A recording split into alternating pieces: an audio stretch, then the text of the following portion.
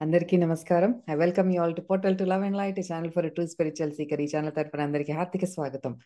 మనం శ్రీ శ్రీ పరమహంస యోగానంద గారు అందించిన God talks with Arjuna the Bhagavad Gita. ఇందులో 2వ అధ్యాయమైన సాంఖ్యము మరియు యోగము.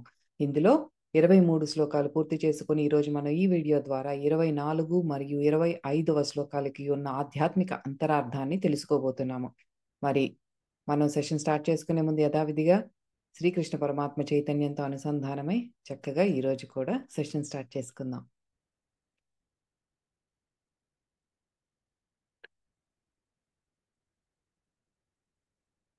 ఓం శ్రీ గురుభ్యో నమః. ఓం శ్రీకృష్ణ పరమాత్మనే నమః. ఓం శ్రీమాత్రే నమః. ఓం సాయిరామ్. ఓం సత్.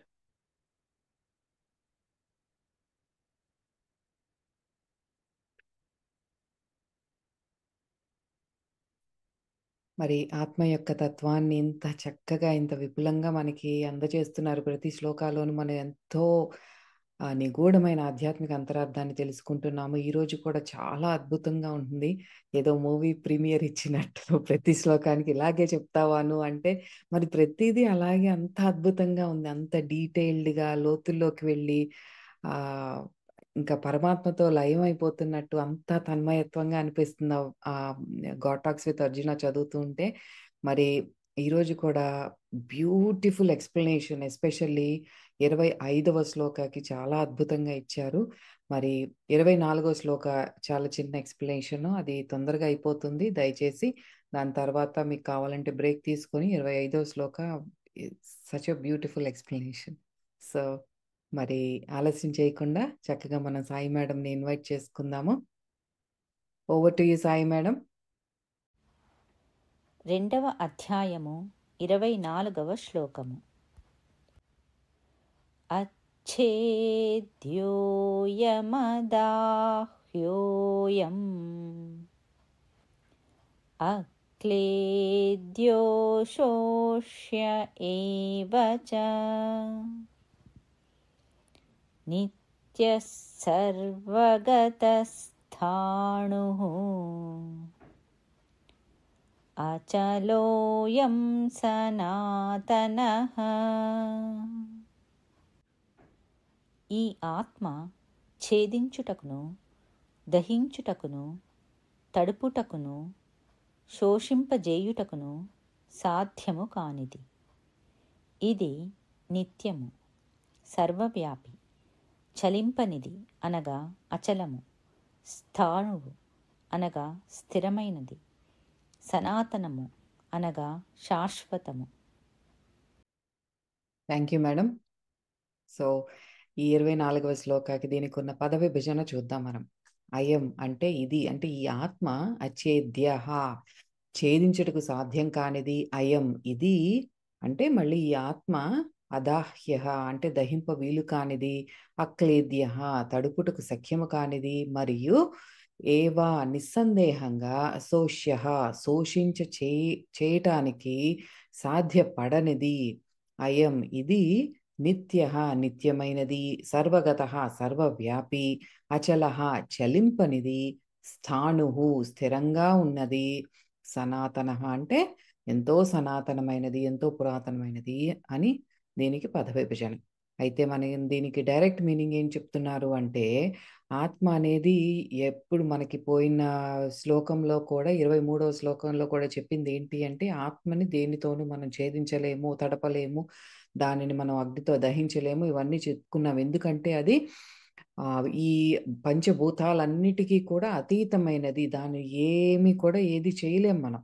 అదే దానికి ఎక్స్పాండెడ్గా దీనికి కంటిన్యూషన్ అనమాట. ఆ 23వ శ్లోకాలు ఏం చెప్పారో దాని కంటిన్యూషన్ ఇవి 24వ శ్లోకాలు ఇలా చెప్తున్నారు.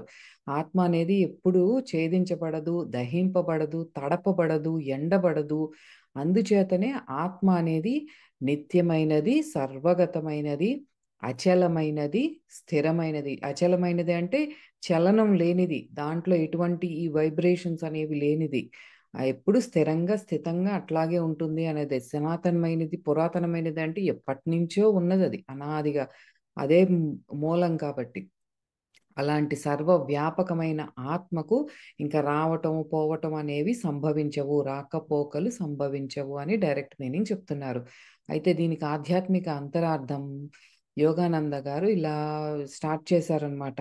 అది ఆ పారాగ్రాఫ్ నాకు చదువుతూ ఉన్నప్పుడే మనకి పరమశివుణ్ణి అభిషేకం చేసేటప్పుడు శివాలయంలో వేద మంత్రాలతో శ్రీరుద్రం చదివి అభిషేకం చేస్తూ ఉంటారు. అందులో ఆ నమకం చమకం అని ఉంటాయి. ఆ శ్రీరుద్రం నమకం అనేది మనం స్తుతిస్తూ పరమశివుణ్ణి స్తుతిస్తూ చేస్తున్న ఆ మంత్రాలకి మీనింగ్ ఉంటుంది దాంట్లో. ఈ పారాగ్రాఫ్ కూడా చదువుతుంటే నాకు శ్రీరుద్రం మంత్రాలు అందులో మీనింగే గుర్తొచ్చింది. ఏమని చెప్తున్నారంటే ఇక్కడ ఇప్పుడు శ్రీరుద్రంలో ఇలాగే ఉంటుంది. ఓ రుద్ర, ప్రతి అణువులోనూ ఉన్న రుద్ర, అణువుగా ఉన్న రుద్ర, నీకు నమస్కారము. నమ్మకం అంటే అంతా కూడా స్తుతిస్తూ నమస్కారం చెప్తున్న స్తోత్రాలు అవి. అయితే ఆ ప్రతి అణువులోనూ ఉన్నది నువ్వే, అణువుగా ఉన్నది నువ్వే. అంటే అణువుగా ఉన్నది నువ్వే. ఈ ఇప్పుడు నా పేరు చెప్పుకుంటున్నాను. అణువు అంటే ఆటమ్ చెప్పాను. అంటే నాలో ఉన్నది ఇప్పుడు నేనుగా ఇలా ప్రకటితమవుతున్నది రెండూ నువ్వే అని చాలా అద్భుతంగా ఉంటుంది శ్రీరుద్రం మీనింగ్. అంటే ప్రతి పచ్చిగా అంటే గ్రీన్గా ఉన్న ఒక గడ్డి పరకలో కానీ, ఎండి రాలిపోయిన గడ్డి పరకలో కానీ ఉన్నది నువ్వే. ఈ సమస్త ప్రకృతిలోనూ ఉన్నది నువ్వే, ఆ ప్రకృతిగా ఉన్నది నువ్వే అని చెప్తారనమాట. ఇప్పుడు యోగానంద గారు కూడా అదే చెప్తున్నారు. ఏమని? మనకు ఈ ఇంతకుముందు 23వ శ్లోకాలో ఆత్మ ఎటువంటి బాహ్య పదార్థం అంటే ఈ ఆయుధాలకి కానీ, నిప్పుని కానీ, జలము కానీ, వాయువు కానీ ఏది కూడా ఆత్మని ఏమీ చేయలేవు. ఈ శ్లోకంలో ఈ విషయాన్ని ఇంకొంచెం ఎక్స్పాండ్ చేసి చెప్తున్నారన్నమాట, విశదీకరించి. ఏమని? ఆత్మ తనలోనే ఈ ఈ మిస్టీరియస్ క్వాలిటీస్ అన్నీ కూడా ఈ చక్కగా ఈ లక్షణాలు ఏవైతే ఉన్నాయో ఇవన్నీ పొందుపరుచుకుని ఉంది. అది దేనికి కూడా దాంట్లో ఉన్న ఈ డివైన్ క్వాలిటీస్ అనేవి దేనికి చెలించవు, అన్నిటికీ కూడా అతీతమైన లక్షణాలు అవి అని చెప్తున్నారు. ఈ ప్రతి మానవుడు ఈ ప్రతి మానవుడు అంటే మనం అందరం కూడా శరీరంతో కూడిన ఒక ఆత్మలం మాత్రమే. Soul with the body, body with the soul కాదు. అంటే మనం ప్ర ప్రధానంగా ఏంటంటే మనం ఆత్మలము ఈ తొడుగు వేసుకుని, శరీరం అనే తొడుగు వేసుకుని ఉన్నాము. అదే ప్రతి మానవుడికి ఒక డెఫినేషన్ ఏంటంటే అది ఆత్మ శరీరంతో వచ్చినది. కానీ మాయా ప్రభావం వల్ల ఏమవుతోంది? ఆత్మనైన నేను భౌతిక శరీరంతో గుర్తించబడి మరి ఇవన్నీ కూడా ఈ లిమిటేషన్స్ ఏర్పరచుకున్నాను. నేను ఈ పరిధులు అనేవి ఏర్పరచుకున్నాను. దేని ప్రభావం వల్ల అంటే మాయా ప్రభావం వల్ల. ఈ శరీరాన్నైతే మనం కట్ చేయగలం, ఛేదించగలము, కాల్చగలము, తడపగలము, ఎండబెట్టగలము, బాధించగలము, ఒకలాంటి ఆందోళనకి గురి చేయగలము. ఒక చోటు నుండి ఇప్పుడు ఈ శరీరాన్ని ఒక చోటు నుండి ఇంకొక చోటుకి స్థాన మార్పిడి చేయగలం. కానీ ఒకసారి ఈ శరీరం అనేది ఒక ప్రదేశంలోనే మనం చూడగలం. నేను ఇప్పుడు ఇక్కడ ఉన్నాను అంటే ఇక్కడే ఉన్నాను. అది కొంతకాలం మాత్రమే ఉంటాను, అంతే కదా. మనకిప్పుడు ఈ ఈ ప్లేస్లో నేను కూర్చున్నానంటే కొంతసేపు ఇక్కడ కూర్చుంటాను, తర్వాత నేను మూవ్ అయ్యి ఇంకొక పని చేసుకుంటాను.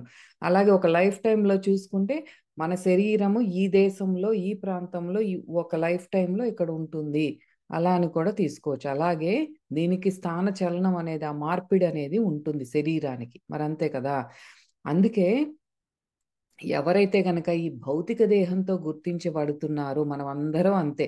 ఎవరైతే అంటే అందరం ఈ భౌతిక దేహంతోనే గుర్తించబడుతున్నాము. నేను ఇది అన్న ఆ వేరు భావన, దాంతో కూడిన ఈ అహంతో కూడిన అహంకారముతో మనం గుర్తించబడి ఇది వాళ్ళు వేరు, నేను వేరు, ఈ దేహం వేరు, ఇవన్నీ కూడా మనం అనుకుంటున్నాము. నాకు ఇట్లా అనుకునే శరీరంతోనే ఎక్కువ అటాచ్ అయిపోయి, శరీరంతోనే ఎక్కువ గుర్తింపబడే వాళ్ళు, అందులో కూడా మళ్ళీ కేటగిరీస్ ఉంటాయి కదా. మనకి కొంచెం ఆత్మజ్ఞానం అందే కొద్దీ, కొద్దిగా ఆ జ్ఞానం అందే కొద్దీ, సాధన చేసే కొద్దీ కొంచెం ఈ దేహ భావనే కాదు ఇంకొక కోణం కూడా ఉంది అని చూడటం మొదలు పెట్టాం. మరి అలా వెళ్తున్నప్పుడు ఏమవుతోంది? ఇంకా మరణం సంభవిస్తోంది, నేను మరణిస్తున్నాను అని ఎవరు ఎక్కువ బాధకు గురి అవుతారు అంటే, ఎక్కువ ఈ దేహంతో మనం గుర్తించబడిన వాళ్ళు, ఇది ఈ నశ్వరమైన ఈ దేహంతో గుర్తించబడిన వాళ్ళే ఎక్కువ బాధకు గురి అవుతారు అని చెప్తున్నారు. కానీ ఇప్పుడు ఒక యోగ సాధన చేస్తూ, సాధనలో ముందుకి ముందుకి ప్రోగ్రెస్ అవుతూ అడ్వాన్స్డ్ యోగికి, ఆత్మ సాక్షాత్కారాన్ని ప్రాప్తించుకున్న యోగికి తాను ఒక ఆత్మ పదార్థాన్ని, నేను సర్వవ్యాపి అని గుర్తించటం అనేది జరుగుతుంది యోగ సాధన వల్ల. అది అప్పుడు ఎటువంటి చంచలతకు కూడా గురి అవ్వడనమాట. ఇప్పుడు మనకి మానవ జన్మలో ఉన్న అద్భుతం ఏంటి అంటే, మార్పు చెందుతూ ఉన్న దేహము, మార్పు చెందని ఆత్మ. ఈ 2 కలిస్తేనే మనం అంత అద్భుతమైన జన్మ, మానవ జన్మ. మనం ఎంతో, ఎంతో పుణ్యం చేసుకొని, మనం ఎంతో మంచి పనులు చేస్తే గాని మనకి ఈ జన్మ రాలేదు. ఇప్పుడు మనకి దేహం ఉంది అంటే. We just take it for granted. ఏది పడితే అది తినటం ఒకటి, ఫిజికల్ బాడీని పాడు చేసుకుంటూ, పిచ్చి పిచ్చి ఆలోచనలు చేస్తూ వాళ్ళు ఇట్లా అన్నారు, వీళ్ళు ఇట్లా అని లేచిన దగ్గర నుంచి ఇదే గొడవ. ఇంట్లో పిల్లలతోనూ, భర్తతోనూ, లేకపోతే భార్యకి భర్త, భర్తకు భార్య, ఇదే గోల. ఈ చుట్టుపక్కల ఉన్న ఫ్యామిలీ మెంబర్స్తో కానీ మనసును అల్లకల్లోలం చేసుకుంటున్నాం. మనకి ఆ ఇంట్లో ఈ అన్నీ పెట్టి డివైన్ క్వాలిటీస్తో పంపిస్తే మీరు ఒక బ్లిస్ఫుల్ స్టేట్లో ఉండాల్సింది ఇంత ఆందోళనకి గురి అవుతున్నారు అని పరమాత్మ మనల్ని చూసి బాధపడతారు. అదే మా ఈ అద్భుత కలయిక, ఆత్మకి శరీరానికి ఏది మార్పు చెందుతూ ఉన్న శరీరము, మార్పు చెందని ఆత్మ యొక్క కలయికే మన మానవ జన్మ. ఈ మానవుడు అద్భుతమైనది. దేవతలే ఈర్ష్య పొందే జన్మ మనది. మీకు దేహం ఉంది, మీరు చక్కగా ధ్యానం సాధన చేసుకుని ఎంతో ముందుకి వెళ్ళగలిగే ఆ ఛాన్స్ మీకుంది కానీ మాకు లేదు అని మన జన్మను చూసి దేవతలే ఈర్ష్య పడతారంట. So let us make right use of this body and this mind. అయితే ఈ పర్మనెంట్గా మనకి ఇంకా నాకు ఇంకా అసలు ఈ దుఃఖం అనేది వద్దు, ఇంకా this is enough, this is it అనుకునే వాళ్ళు ఆత్మ పదార్థంగా అసలు నేను ఎలా గుర్తించాలి, నాలో ఉన్న ఈ బ్రహ్మానందాన్ని నేను ఎలా అనుభూతి చెందాలి, నిత్యం ఎలా అనుభూతి చెందాలి, దానికి నేను ఏం ప్రయత్నం చేయాలి అన్న తపన ఉండాలి. ఆ దిశగానే మన ఆలోచనలు ఉండాలి. కానీ ఎప్పుడు పక్కనాళ్ళ మీద వాళ్ళేదో అన్నారు, వీళ్ళేదో అన్నారన్న ఆలోచనలు మనకి ఇంకా దిస్ ఈజ్ ఇనఫ్ అన్న రావాలి మనకి. ఇంక ఈ దుఃఖం చాలు, ఈ ఆందోళన చాలు, నేను పడింది చాలు, ఇంకా చాలు. నేను ఒక ఆత్మ పదార్థాన్ని ఎలా తెలుసుకోవాలి, I need to know that path, నాకు కావాలి అన్న తపన మనలో ఆ ఫైర్ అనేది రావాలి. దేహంతో మనం గుర్తించేబడే వరకు కూడా మనకి జన్మలు తప్పవు. జన్మ తీసుకున్నాము అంటే మరి మళ్ళీ అంతా ద హోల్ థింగ్ రిపీట్స్.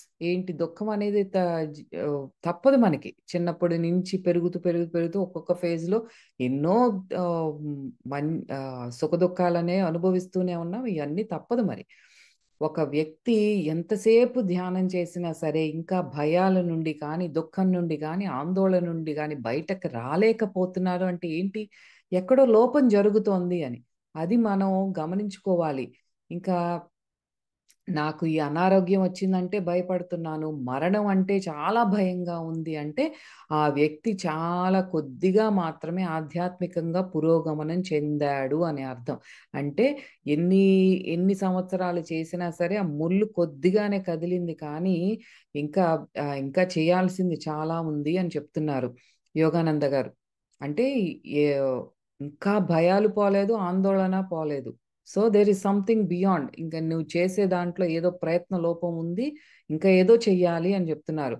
ఆ సాధన అనేది ఇంకా ఇంటెన్సిఫై చేయాలి, ఇంకా తీవ్రం చేసి, ఇంకా పరమాత్మలో ఐక్యమయ్యే ఆ దివ్యానుభూతిని పొంది, ఆ దేహ భావన అనేది మనం ఇంకా మరిచిపోవాలి. గ్రాడ్యువల్గా అది డిజాల్వ్ అయిపోవాలి.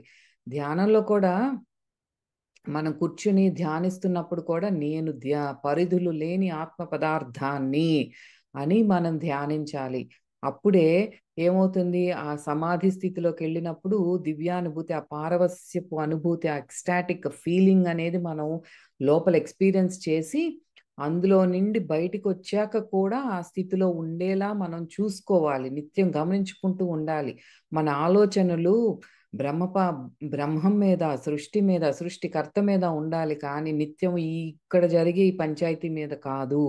అప్పుడే మన చైతన్యం విశ్వ చైతన్యం కాస్మిక్ కాన్షియస్నెస్ తో అనుసంధానం అవుతుంది. దాన్నే మనం నిర్వికల్ప సమాధి స్థితి అంటాము.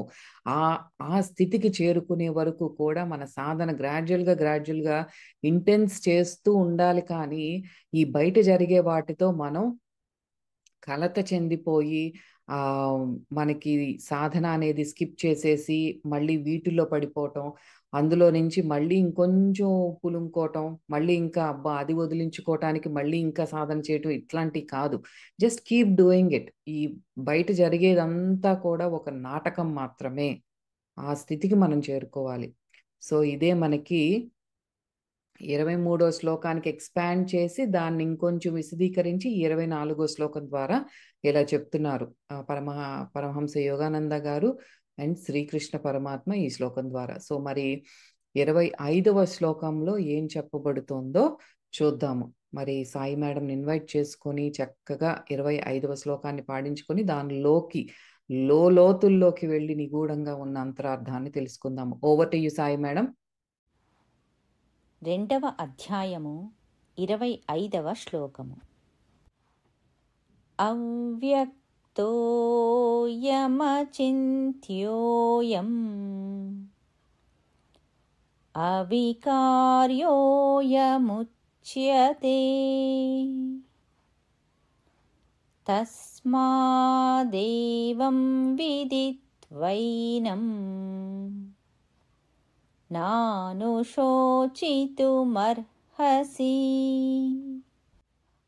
ఈ ఆత్మ అవ్యక్తమైనది అనగా ఇంద్రియ గోచరము కానిది, అచింత్యము అనగా మనస్సునకును అందనిది, వికారములు లేనిది. దీనిని గూర్చి ఇట్లు తెలుసుకొనుము. కనుక ఓ అర్జున, నీవు దీనికై శోకింపదగదు. Thank you madam. 25వ శ్లోక చెప్పాను కదా ముందే, బ్యూటిఫుల్లీ ఎక్స్ప్లెయిన్డ్. సో దీనికి పద విభజన చూద్దాం. అయం మళ్ళీ వస్తోంది చూడండి. అయం అంటే ఈ ఆత్మ అవ్యక్త, పంచేంద్రియాల చేత తెలియజేయబడేది కాదు.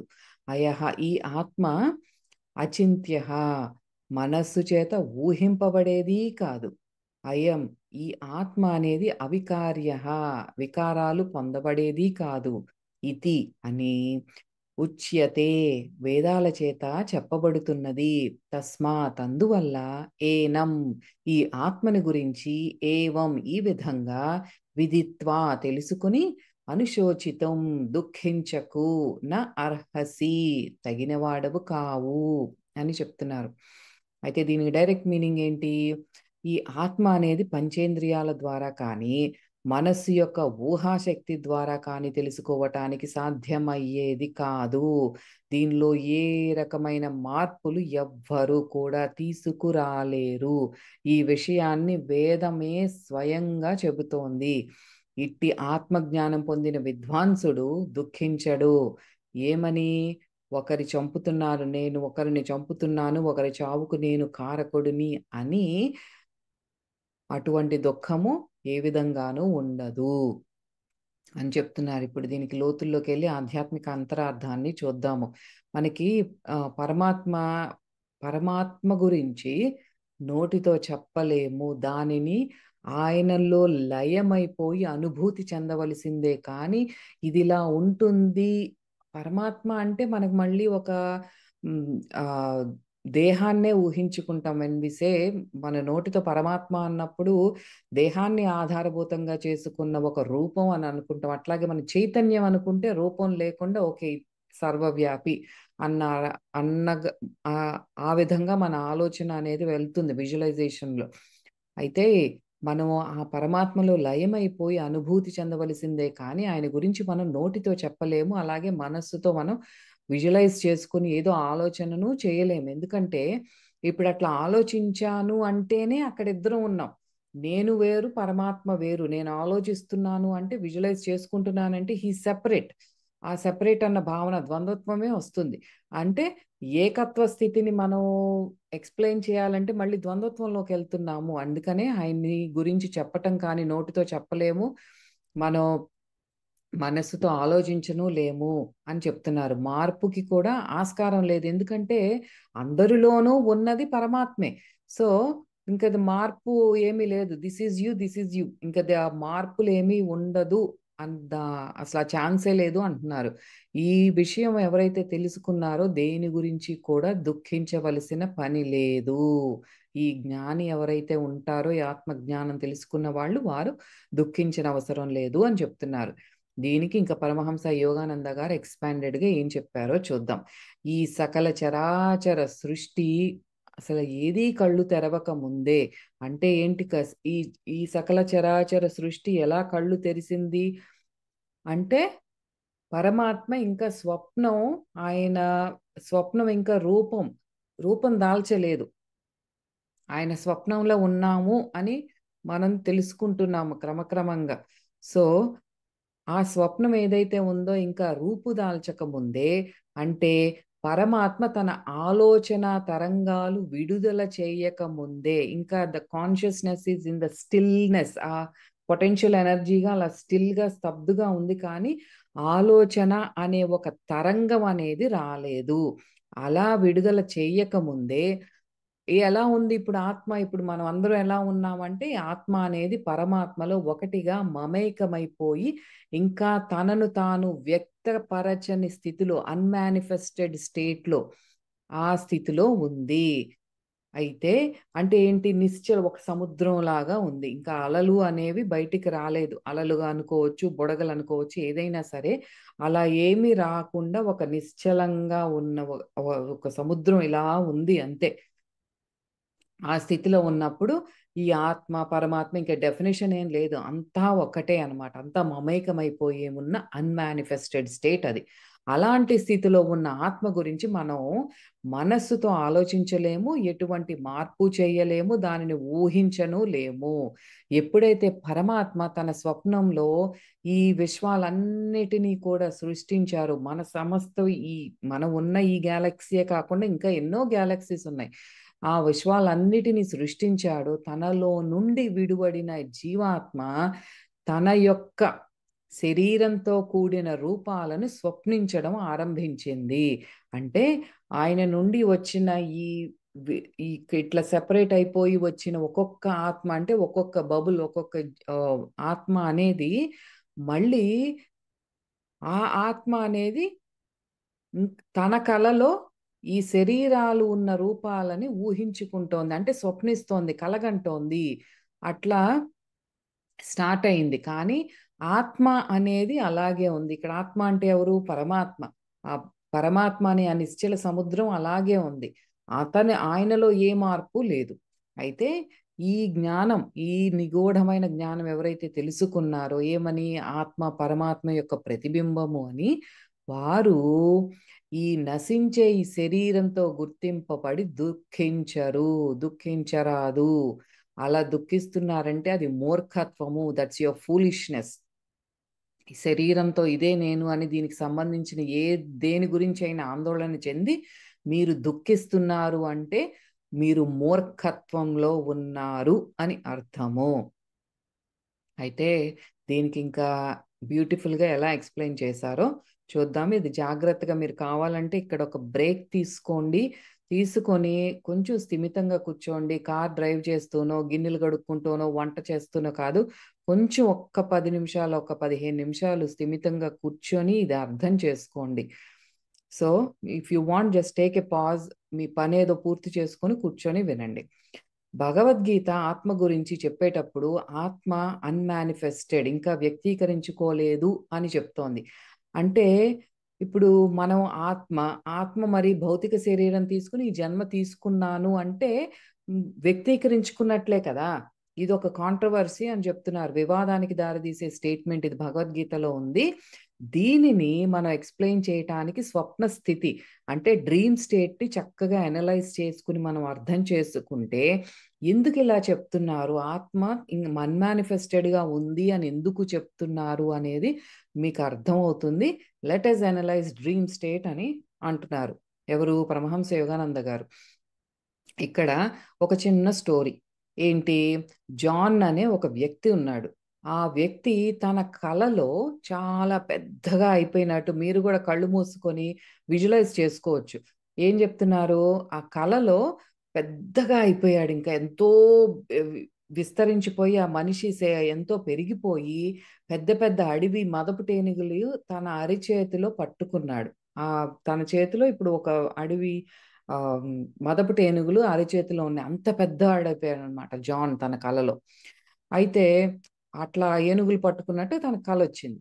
ఈ చేంజెస్ ఏ అయితే తన డ్రీమ్లో జరిగాయో అవి నిద్ర లేచినప్పుడు ఏమవుతోంది, జాన్ కాన్షియస్నెస్ అంటే నేను జాన్ని అన్నది ఏమి మార్పు లేదు, తను జాన్నే. నిద్ర లేచిన తర్వాత ఓహో అక్కడ ఆ డ్రీమ్లో నేను పెద్దగా అయిపోయాను, నాకు అలా కల వచ్చింది, అక్కడ మార్పు జరిగింది అని ఈ నిద్ర లేచినప్పుడు నేను జాన్ అన్నవాడు ఎవరైతే ఉన్నాడో అతనిలో ఏ మార్పు లేదు. ఆ మార్పు అంతా డ్రీమ్లో వచ్చింది. ఓకే వచ్చింది, అయిపోయింది, ఇంకా నేను మూవ్ ఆన్, దట్స్ ఇట్ అని అయిపోయింది. అయితే ఇక్కడ జాన్ యొక్క ట్రూ సెల్ఫ్ అంటే నేను ఈ భౌతిక ప్రపంచంలో ఏదో జాన్ ఒక డాక్టరో ఒక ఇంజనీరో ఏదో అనుకున్నాం, ఈ తన సెల్ఫ్ ఏదైతే ఉందో అది డ్రీమ్లో వ్యక్తీకరించబడలేదు. ఇప్పుడు తనను తాను ఎలా ఉన్నాడు అనేది ఇప్పుడు తను భౌతికంగా ఇప్పుడే ఒక తెల్లగానో నల్లగానో పొట్టిగానో పొడుగ్గానో ఏదో ఉన్నాడు ఈ భౌతిక ప్రపంచంలో. అయితే అలాగా సేమ్గా డ్రీమ్లో వ్యక్తీకరించబా ఉన్నాడా అంటే లేదు, ఏదో డిఫరెంట్గా కనిపించాడు, పెద్దగా కనిపించాడు, ఒక ఏనుగునే తన అరచేతిలో పట్టుకోగలిగాడు, అదంతా డిఫరెంట్. ఈ జాన్ ఇప్పుడు ఏదైతే ఈ జాగృత అవస్థలో ఉన్నాడో ఈ సేమ్ జాన్నే అక్కడ వ్యక్తీకరించబడలేదు, అక్కడ మేనిఫెస్ట్ అవ్వలేదు అది.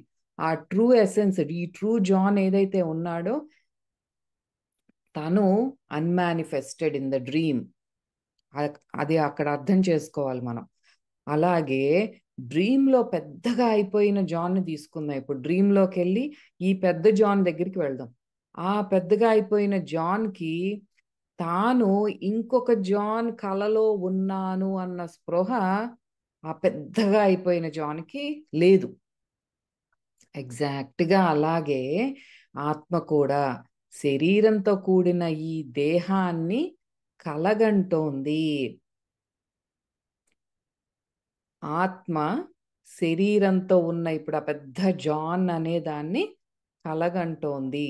మళ్ళీ అహమే ఈ డ్రీమ్ బాడీస్ అన్నిటికీ కారణం అని ఆపాదిస్తోంది. ఈ డ్రీమ్ బాడీస్ అన్ని ఎందుకు వచ్చినాయి అంటే అహం వల్ల వచ్చినాయి అని చెప్తోంది. మనం ఎప్పుడైతే ఇప్పుడు ఈ కళ ఈ స్వప్న స్థితిలో నుంచి ఇంకా గాఢంగా వెళ్ళిపోయి సుషుప్తి అవస్థకి వెళ్ళాం అంటే డీప్ స్లీప్, ఇంకా అక్కడ మనకి దేహ స్పృహ ఉండదు, మైండ్తో ఆలోచనలు ఉండవు, అలాగా ఉంటాం. అక్కడ ఆత్మ అన్నిటినీ మర్చిపోతుంది, ఇంకా అక్కడ బాడీ లేదు, మైండ్ లేదు, ఏమీ లేదు, చక్కగా ఒక హ్యాపీ స్లీప్ బ్లిస్ఫుల్ స్టేట్లో ఉంటుంది, ఎంతో పరమానందంతో ఉంటుంది అక్కడ.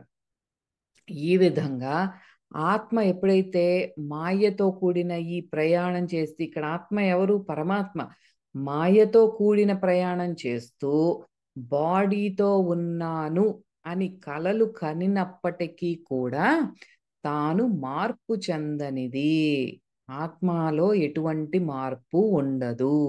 కలలు అనేవి వస్తూ ఉంటాయి పోతూ ఉంటాయి, కానీ ఆత్మ నిశ్చలుడు, మార్పు లేనిది. సో అది ఒక పాయింట్.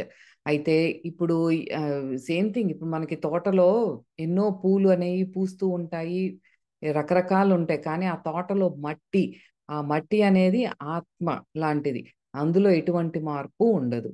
అదొక ఎగ్జాంపుల్ అట్లా చెప్తున్నారు. అయితే ఆత్మ నుండి వచ్చిన శరీరానికి, ఇప్పుడు జాన్ పెద్దగా అయిపోయాడు కదా, ఆత్మ నుండి వచ్చిన ఆ శరీరానికి తాను ఆత్మ నుండి వచ్చానన్న సంగతి ఎరుకలో ఉండదు, కానీ ఆత్మకి తెలుసు ఈ శరీరం తనది అని, ఈ శరీరం తన నుండి వచ్చిందని ఆత్మకి తెలుసు. కానీ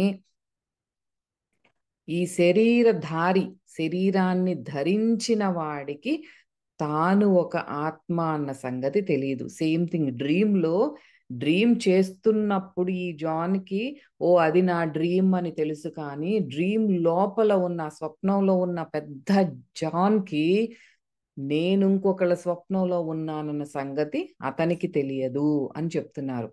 అయితే ఈ మనకి ఒక, ఇప్పుడు కార్స్ అన్నిటికీ కూడా టింటెడ్ విండోస్ వస్తాయి. అంటే నల్లగా అద్దం ఉంటుంది. లోపల, కారు లోపల కూర్చున్న వాళ్ళకి బయట అన్ని దృశ్యాలు కనిపిస్తాయి, మనుషులు అందరూ కనిపిస్తారు. కానీ బయట ఉన్న వాళ్ళకి లోపల ఎవరున్నారు అనేది కనిపించదు. అదే దాన్ని ఉదాహరణగా తీసుకుని ఎట్లా చెప్తున్నారంటే, ఆత్మ కూడా అంతే. ఆత్మ కూడా ఈ ఇంట్యూషన్ అంటే అంతర్దృష్టి అనే ఈ తెరలో నుంచి అన్ని, అంటే తన ఆలోచనల్ని చూడగలదు. ఆ థాట్స్ ఈ ఎక్కడి నుంచి వస్తున్నాయి ఇవన్నీ కూడా ఆ ఇంట్యూషన్ అనే పొర నుండి, అంతర్దృష్టి అనే పొర నుండి చూడగలదు. కానీ ఈ ఆలోచనలు ఏవైతే ఉన్నాయో అవి ఇంకా ఏంటంటే ప్యూరిఫై అవ్వలేదు. వాటికి ఇంకా ఆ సాక్షాత్కారం రాలేదు. కాబట్టి అవి ఆత్మను చూడలేవు. ఆత్మ సాక్షాత్కారం పొందిన వాళ్ళే ఆ థాట్స్ అన్ని ప్యూరిఫై అయిపోయి ఆత్మతత్వాన్ని వాళ్ళు అర్థం చేసుకోగలరు అని చెప్తున్నారు. ఆ టింటెడ్ గ్లాసే ఆ గ్లాస్ ఆఫ్ ఇంట్యూషన్ అని చెప్తున్నారు. అందుకే భగవద్గీతలో ఆత్మ గురించి ఇట్లా చెప్తున్నారనమాట. సోల్ ఈజ్ బియాండ్ థాట్ అని. మనకి శ్లోకంలో ఏం చెప్పాము? ఈ ఆత్మని మనం ఆలోచనలతో ఆలోచింపలేము, అది ఆలోచనతో సాధ్యం కానిది అని చెప్తున్న దానికి ఈ ఎక్స్ప్లెనేషన్ అంతా కూడా చెప్తున్నారనమాట. వి కెన్ నాట్, అది ఆలోచనలతో కంటే బియాండ్, అది దాన్ని మనం చెప్పలేము అని చెప్తున్నారు. అయితే ఇక్కడ అహం రోల్ ఏంటో చూద్దాము. అహం, ఇక్కడ ఐ, నేను అనేది ఆత్మ డ్రీమ్లో ప్రొజెక్ట్ చేస్తోంది. అంటే డ్రీమ్ ప్రొజెక్షన్ ఆఫ్ సోల్. ఏది? అహం అనేది. ఎక్కడ ఏం తీసుకోవాలి? ఇప్పుడు ఈ కళలోకి వెళ్దాం. కళలో ఉన్న సబ్జెక్ట్ ఎవరో? ఆ పెద్ద జాన్, బాగా జాయింట్గా ఉన్న జాన్ ఆ కళలో ఉన్నాడు. ఆ కళలో ఉన్న ఆ జాయింట్ జాన్కి, అబ్బా నేను పెద్దగా అయిపోయాను, నేను పెద్ద మదపు టేనుగుని నా అరిచేతిలో పట్టుకున్నాను అని ఆ జాన్కి ఉంది. ఆ అహం అనేది ఆ డ్రీమ్లో ఉన్న సబ్జెక్ట్కి ఉంది. తన ఇప్పుడు ఈ సెన్సేషన్స్, ఈ ఏదైతే ఆ సెన్సేషన్స్ కానీ మనస్సు నుండి ఉద్భవించే ఆలోచనలు కానీ, అక్కడ ఆ పెద్ద జాన్ ఒక క్రియేషన్, అక్కడ ఒక క్రియేషన్ జరుగుతోంది. ఒక నాటకం లాగా జరుగుతోంది. అడవిలోకి వెళ్ళాడు, అక్కడ ఆ ఏనుగులను పట్టుకున్నాడు, అరిచేతిలో పెట్టుకున్నాడు. అదంతా ఒక ఎపిసోడ్ ఏదో జరుగుతోంది. అయితే అవన్నీ కూడా ఏంటి? అక్కడ ఆలోచనలు ఉన్నాయి, సెన్సేషన్స్ ఉన్నాయి, ఫీలింగ్స్ ఉన్నాయి. అందుకే ఈ ఆలోచనలు, సెన్సేషన్స్ అనేవి ఆత్మ యొక్క భాగాలు కాదు. ఏది? పడుకుని నిద్రపోతుని స్వప్నిస్తున్నాడే జాన్, అతనివి కాదది. ఆ స్వప్నంలో ఎవరైతే పెద్దగా ఉన్నాడో ఆ జాన్ అవి అని చెప్తున్నారు. పరమాత్మ ఈ ఈ ఏం చెప్తున్నారంటే, అయ్యా మీ అహానికి కానీ మీ దుఃఖానికి కానీ నాకు బాధ్యత లేదు. ఇదంతా మీరు సృష్టించుకుంటుంది కానీ నాకేం సంబంధం లేదు అని చెప్తున్నారు ఇక్కడ, సింపుల్గా మనకి చెప్పాలంటే.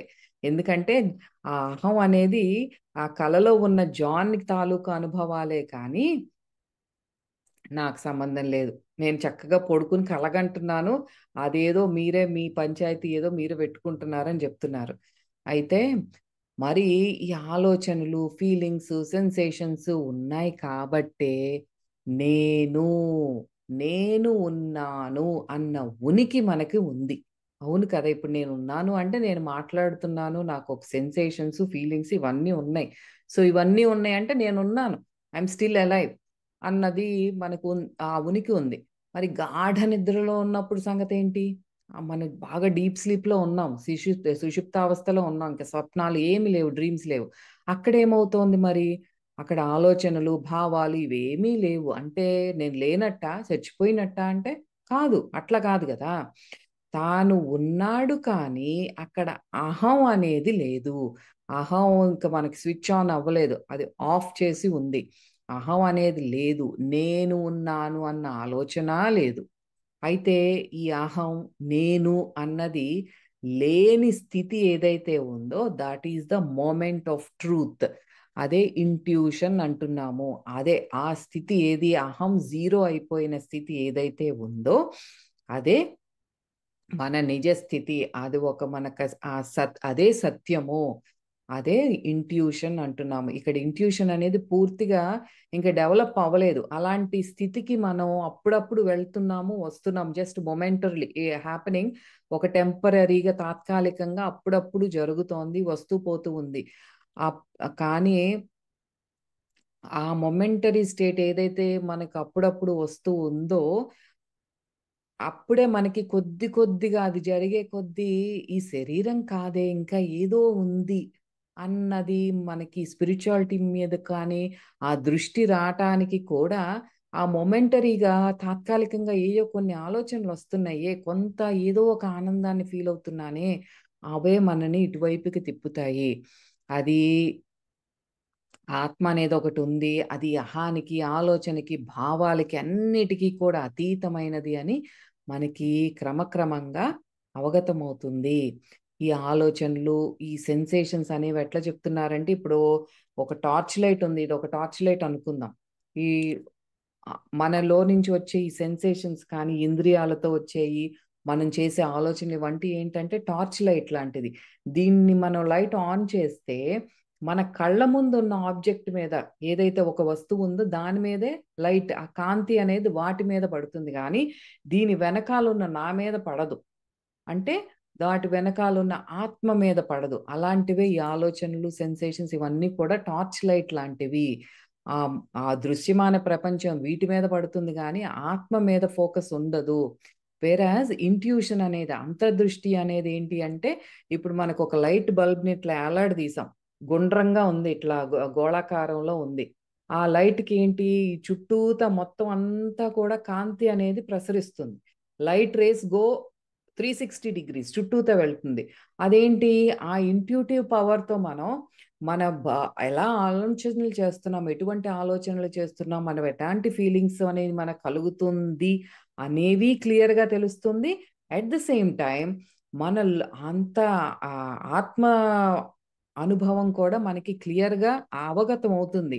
మనకి అహంతో కూడుకున్న ఆలోచనలు ఎలా వస్తున్నాయి, అలాగే ఆత్మ యొక్క స్వభావం ఏమిటి అనేది కూడా మనకి చాలా క్లియర్గా రివీల్ చేసేదే అంతర్దృష్టి, ఇంట్యూషన్. ఇది మనకి ఈ ఇంట్యూషన్ అనేది ఆత్మకి, మనకి భౌతిక ప్రపంచానికి, అంటే మనం చేసే ఆలోచనలకి, అహానికి, వీటికి మధ్య ఉన్న వారధి ఇది. ఏది, అంతర్దృష్టి. ఆత్మకి, అహానికి మధ్య ఉన్న వారధి. మనం ఈ మనస్సుని కామ్ చేసుకుని ఎరుకతో సాధన చేస్తూ గ్రాడ్యువల్గా ఆ ఇంట్యూటివ్ పవర్ ఏదైతే ఉందో దానిని ఇంకా ఇంకా ఇంకా డెవలప్ చేసుకుంటూ ఉంటే, అలా చెయ్యగా చేయగా ఏమవుతుంది, మనం ధ్యానించేవాడు ఈ ధ్యానం అనే ఈ ప్రక్రియ ఏదైతే ఉందో, మనం ఒక ప్రాక్టీస్ చేస్తున్నాం, ధ్యానం సాధన చేసే ఆ ప్రక్రియ ఏదైతే ఉందో అది ఎవరి మీద అయితే ధ్యానిస్తున్నామో, ఈ ధ్యానం చేసే నేను, ఈ మూడు, నేను నేను చేసే ఈ ప్రాక్టీస్, నేను ఎవరి మీద అయితే ధ్యానం దృష్టి పెట్టి ధ్యానిస్తున్నానో, ఈ మూడు కూడా మమైకమైపోయి ఒక ఏకత్వ స్థితిని సాధిస్తాము. త్రిపుటి అంటారు దాన్ని. Knower, knowing and the known. ఆ ఆ మూడు ఆ మూడు కూడా మనకి ఏకత్వ స్థితికి మనం చేరుకుంటాం. ఎప్పుడు చెయ్యగా చెయ్యగా చెయ్యగా చేయగా, సాధన చేయగా చేయగా సమకూరు ధరలోన. అంటే అంటే అలా ఎటువంటి ఆకారము లేని పరమాత్మ ఒక చిన్న జీవాత్మగా విడివడి తనను తాను శరీరంతో ప్రకటించుకొని ఇవన్నీ కూడా అనుభూతి చెందుతున్నాడు అని మనకి ఆ క్రమక్రమంగా అవన్నీ కూడా మనకి అవగతం అవుతాయి అన్నమాట. ఇప్పుడు ఇంకొక ఎగ్జాంపుల్ ఇక్కడ మనకి అంతకు ముందు కూడా చెప్పుకున్నాం, థియేటర్ ఎగ్జాంపుల్. మళ్ళీ ఇక్కడ అదే చెప్తున్నారు. ఒక ప్రొజెక్టర్ రూమ్లోకి వెళ్ళాం, మనకి చిన్నప్పుడు థియేటర్లో కూర్చుని ఉంటే ఇప్పుడు నేనంత గమనించలేదు కానీ పైనుంచి ప్రొజెక్టర్ రూమ్ లో నుంచి మనం మనం ఇక్కడ కూర్చుని ఉన్నాము, పైనుంచి ఇట్లా రేస్ మన తల మీద నుంచి వెళ్తున్నట్టు, తెర మీద ఆ స్టేజ్ మీద పడుతున్నట్టు చూసేవాళ్ళం. అది గనక మనం if you bring those memories back, అక్కడ ఒకసారి అది గుర్తు తెచ్చుకోండి, తల మీదుగా కిరణాలు వెళ్ళి తెర మీద పడతాయి. అలాగే ఆత్మ అనబడే ఒక కిరణం పరమాత్మ నుండి మొదలై, అంటే ప్రొజెక్టర్ రూమ్ లో ఉంది, ఇట్లా రేస్ అనేవి జీవాత్మలాగా, అంటే సెపరేట్ ఈ ఈ రేస్ అన్నీ కూడా ఈ ప్రొజెక్టర్ రూమ్ లో ఆ ప్రొజెక్టర్ నుండి వచ్చి ఇవన్నీ కూడా ఆకాశ తత్వము అనే ఒక తెర మీద, అంటే దట్ స్టేజ్ ఏదైతే ఉందో దట్ ఈజ్ ఈథర్ స్పేస్, ఆ స్పేస్ మీద పడి, అంటే ఆ తెర ఏంటి, ఈ భౌతిక దేహము అనే ఒక యాక్టర్ లాగా ప్రకటించుకుంటోంది. ఇక్కడ ఏంటి, ప్రొజెక్టర్ ఈజ్ పరమాత్మ, రేస్ అనేవి జీవాత్మ, ఈ తెర స్టేజ్ ఏదైతే ఉందో అది ఆకాశ తత్వము స్పేస్.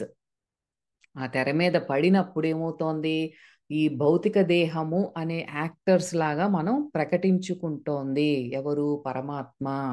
ఇవన్నీ కూడా ఇలా జరుగుతున్నాయి అని చెప్తున్నారు. మనం ఇప్పుడు తలెత్తి చూసాము, థియేటర్లో కూర్చొని తలెత్తి చూస్తే, లైట్ వైపు చూస్తే అందులో ఏముంటుంది, ఆ బొమ్మలు కనిపిస్తాయా మనకి, జూనియర్ ఎన్టీఆర్ కానీ మహేష్ బాబు కానీ ఆ రేస్లో కనిపిస్తాయా అంటే లేదు, అవి తెర మీద పడినప్పుడే మనకి కనిపిస్తాయి. అందుకే ఇక్కడ మనం అర్థం చేసుకోవాల్సింది ఏంటంటే, ఆ ఎలక్ట్రిక్ రే, ఆ కాంతి కిరణం ఏదైతే ఉందో అందులో ఏమి మార్పు ఉండదు. స్క్రీన్ మీద బొమ్మలు మారుతూ ఉంటాయి, ఒక్కొక్క సీన్ మారుతూ ఉన్న కొద్దీ మనకి ఇక్కడ పైన ఇక్కడ చూస్తే ఇక్కడ ఏమన్నా మహేష్ బాబు పైన కనిపిస్తాడంటే కనిపించదు, అది మళ్ళీ తెర మీద పడినప్పుడే ఆ స్క్రీన్ మీద బొమ్మలు మారుతూ ఉన్నట్టు కనిపిస్తాయి. మళ్ళీ ఆ బొమ్మలు ఎక్కడి నుంచి వస్తున్నాయి అంటే ఈ కాంతి నిండే వస్తున్నాయి. అది ఆ లోపల్లోకి వెళ్ళి మనం కొంచెం ఆలోచించి అర్థం చేసుకోవాలి. ధ్యాన సాధన ద్వారా ఏమవుతోంది, మన ప్రాణశక్తిని మనం అంతర్ముఖం చేసి, అప్పుడు పరమాత్మ నుండి వచ్చే ఈ ఆత్మ కిరణాలు ఇవన్నిటినీ కూడా మనం అంతర్ముఖం అయినప్పుడు మాత్రమే మనం చూడగలుగుతాము. ఈ శరీరం కేవలం రక్త మాంసాలతో చేసిందే కాదు, ఇది this is composed of many forces, మనలో ఎన్నో శక్తులతో కూడిన ఈ శరీరం ఇది ఆత్మ కిరణాల నుండి ఈ ఈ రేస్, ఈ రకరకాల తరంగాల సమూహం అది. మనకి అది కంటికి కనిపించదు, అవి మనకి ఆ కిరణాల్లో ఏముంది అనేది మనకి తెలియాలి అంటే సాధన అనేది అవసరము. ఆ తరంగాలన్నీ ఏంటి, మాయ అనే తెర మీద పడుతున్నాయి. ఆ తెర మీద దాన్ని ఆ రేస్ వెళ్ళి ఆ తెర మీద బొంబాట్ చేసినప్పుడే, అంటే ఏంటి, ఈ మాయ అనే పొర మీద పడినప్పుడే అదేమవుతోంది, అక్కడ స్ప్లిట్ అవుతున్నాయి. చైతన్యము, ప్రాణశక్తి అనేది ఇవన్నీ రకరకాలుగా మనస్సు, అహంకారము, చిత్తము, బుద్ధి ఇవన్నీ కూడా ఇట్లా డివైడ్ అయిపోయి శరీరాలుగా మనకి కనిపిస్తున్నాయి, రకరకాల శరీరాలుగా కనిపిస్తున్నాయి. అక్కడే మనం ఒకే సీన్ లో మనం హీరో, విలన్, హీరోయిన్ అన్నీ కనిపిస్తున్నాయి. అంటే ఏంటి, అక్కడ రేస్ వచ్చి పడి ఇట్లా సెపరేట్ అవుతున్నాయి, అట్లా డివైడ్ అయ్యి మనల్ని మన చుట్టూ ఇప్పుడు ఆ అహం ద్వారా ఇదంతా మనం రియాక్ట్ అయ్యేలాగా చేస్తున్నాయి. ఏంటి, మన మనస్సు, అహంకారము, ఈ మా ఈ ఈ రేస్ లో నుంచే ప్రాణశక్తి అనేది వస్తోంది, ఇలా స్ప్లిట్ అవుతోంది. ఆ స్క్రీన్ కి తగలంగానే స్ప్లిట్ అయిపోయి అది సెపరేట్ అయ్యి మనస్సు, అహంకారం ఇవన్నీ మొదలయ్యి ఇప్పుడు మన చుట్టూ ఏదైతే ఉందో దానిని రియాక్ట్ అయ్యేలాగా చేస్తున్నాయి. మోడర్న్ సైన్స్ కూడా ఇప్పుడు ఇది నమ్ముతోంది, human body is made out of electromagnetic waves తో తయారు చేయబడింది అని ఇప్పుడు అన్ని రీసెర్చ్ చేసి ఈ ఫైనల్ గా ఇవే మళ్ళీ కనుక్కుంటున్నారనమాట. కనుక్కోవటం అంటే they trying to explain themselves. ఇది మనకి శాస్త్రాల్లో అన్నిట్లోనూ ఎప్పటి నుంచో సనాతనంగా ఉన్నదే, ఇప్పుడు వీళ్ళకి అర్థమయ్యేలాగా వీళ్ళు తెలుసుకుంటున్నారు వెస్టర్నర్స్, అంతే. తెలియంది వాళ్ళు ఏం చెప్పట్లేదు, లేనిది చెప్పట్లేదు. పరమాత్మ మనల్ని భూమి మీద కొంచెం ఎంజాయ్ చేసి రండి అని పంపించారు కానీ, నీ నిజస్థితిని మర్చిపోయి శరీరంతో అటాచ్ అయిపో, ఇంక ఇక్కడే దుఃఖాన్ని అనుభవించు అని ఆయన ఏం పాపం చెప్పలేదు. అందుకే మనం ఈ శరీరంతో జరిగే మార్పులను చూసి వీటితోనే ఇంకా ఎంతో దుఃఖానికి గురి అవ్వటం అనేది మన మూర్ఖత్వము అని చెప్తున్నారు. మనకి ఇంకా అడ్వాన్స్డ్ స్టేట్కి వెళ్ళిపోయి అడ్వాన్స్డ్ యోగి స్థితికి వెళ్ళి ఈ అహం అనేది పూర్తిగా ఇంట్యూషన్లో కరిగిపోవాలి. అలా మనకి ఆ అహం అనేది పూర్తిగా కరిగిపోయినప్పుడే అంతర్దృష్టి అనేది పూర్తిగా ఓపెన్ అవుతుంది. అప్పుడప్పుడు మనకి ఆ ఇంట్యూషన్ ఈ రావటం కాదు. ఇంకా పూర్తిగా మనం ఆ ఇంట్యూటివ్ స్టేట్లోనే ఉంటాము. అది పూర్తిగా ఓపెన్ అయ్యి ఆత్మ సాక్షాత్కారాన్ని మనం పొందుతాం. ఇదంతా ఒక కళ. మనము సర్వవ్యాపి అయిని ఆ పరమాత్మ నుండి వచ్చాము. మనం వేరు కాదు. మనము ఆయన ఒక్కటే అన్న స్థితికి మనం అది మనకి అనుభవపూర్వకంగా తెలియాలి అంటే ఎంత ఇంటెన్స్ సాధన కావాలి. మనకి ఇప్పుడు చెప్పిందంతా కూడా ఆ, మనకి అనుభవపూర్వకంగా మన ఎక్స్పీరియన్స్లోకి రావాలి అంటే దానికి ఎంతో గాఢ సాధన కావాలి. It's not that easy. అట్లా ఈజీ కాదు అని మళ్ళీ పక్కన పెట్టకూడదు. చక్కగా సాధన అనేది మనం చేసే ప్రయత్నం మనం చేస్తూనే పోవాలి. ఎంత బిజీ స్కెడ్యూల్లో ఉన్నా సరే సాధన అనేది వదిలిపెట్టకూడదు. మరి ఇప్పుడు నేను ఉన్నది కలలో, మీరు ఉన్నది కలలో. మనమంతా కూడా ఒక జాయింట్ జాన్ లాగా, నేను ఒక జాయింట్ జాన్ అయితే మీరు వినేది ఒక జాయింట్ జాన్. అంటే మనం పరమాత్మ యొక్క కలలో ఈ కబుర్లన్నీ చెప్పుకుంటున్నాం. వినటానికే చాలా ఆ, వింతగా ఆశ్చర్యంగా అవునా అన్నట్టు ఉంటుంది. కానీ అదే నిజం. ఆ నిజాన్ని మనం నిజము అని క్లియర్గా నమ్మేటట్టు మన సాధన ఉండాలి. ఓకే, అప్పటి వరకు కలలోనే మనం హ్యాపీగా ఉందాం. మళ్ళీ వచ్చే బుధవారం మళ్ళీ కలుసుకుందాం. అంతవరకు సెలవు.